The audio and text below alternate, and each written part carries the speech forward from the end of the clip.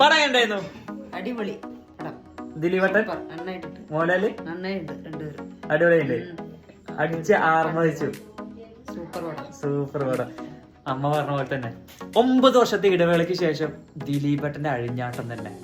പ്രത്യേകിച്ച് അതിൽ ലാലട്ടൻ വന്ന എന്റെ പൊന്നെ രോമാഞ്ചം ഇങ്ങനെ നിൽക്കും. ലാലട്ടൻ പിന്നെ പറയേണ്ട ആവശ്യമില്ലല്ലോ, പോയി കണ്ടോളി. പൊള്ളി പടം.